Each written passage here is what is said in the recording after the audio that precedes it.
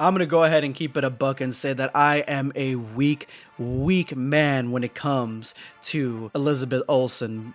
Like, she is she is the mom of the MCU right now.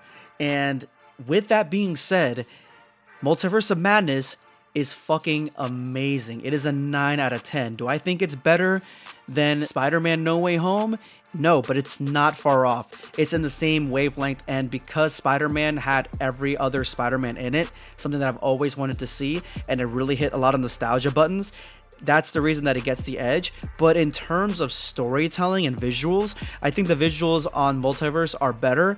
But again, Spider-Man kind of beats it out a little bit because of my nostalgia for it. But Multiverse of Madness is ultimately fantastic.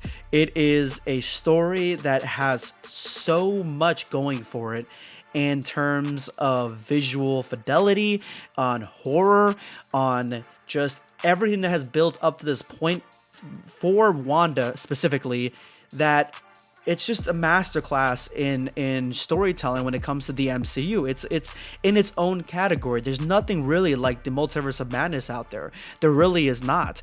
I can't think of one film that really comes close in what it is. It's that good. There are a few issues. My main issue is that you absolutely have to watch WandaVision to understand this movie. It's required. They say a blurb about it at the very beginning of something that she did, and I'm glad that they didn't like dive too deeper into that, because the movie really didn't have enough time for it.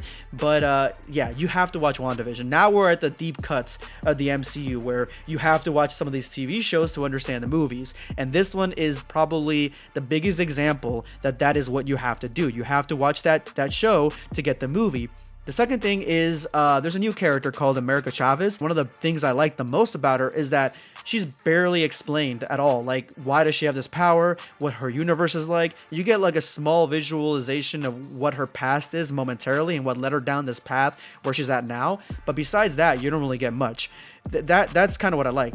The thing is, though, she gets completely overshadowed by Doctor Strange and Wanda. Like, I don't even know she's there half the time. Like, I'm like, oh yeah, that's right. She's like a MacGuffin. Like, they're chasing her. That's basically it. And so she kind of gets washed out in it. And so her own acting chops, her acting wasn't on the same par as everybody else, in my opinion, and she just didn't have enough charisma. And she tried to be funny and witty or whatever at some points, but it was kind of forced. It felt like those Walking Dead episodes, like, where it started getting really boring, so you had those younger characters come in and say, yo, what's up, what's going on, like shit like that. That's kind of what she was a little bit, but it wasn't that bad, trust me. Because you could easily ignore her and she was just basically a plot device, you can't tell her acting really. It's not that blatant, you know what I'm saying? I think that her relationship with Doctor Strange was probably the weakest part of the movie.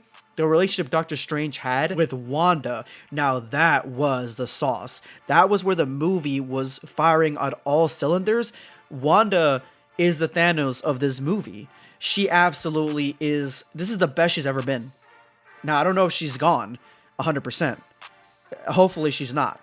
Because she is sexy, she is gorgeous, she's beautiful, she's a mother, she's a MILF, she is amazing. She's a great actress, a great character, and if she has a sort of turning moment in this movie where she tries to do better at some point after this, I don't know. But I want to see more of her, and she is just so amazing in this movie. Like, she even outshone Doctor Strange at a couple points. You get some crazy multiverse stuff in here, and I'm telling you right now, whatever you pay to go see this movie, it is worth that ticket of admission.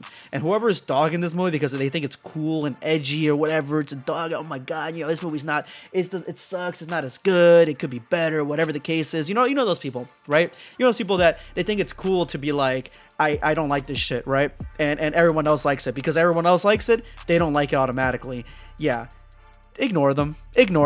Their opinion don't matter. This movie's fantastic, dude. If this movie was really bad, bro, trust me, the internet would unanimously tell you Morbius got killed right as soon as it was released early.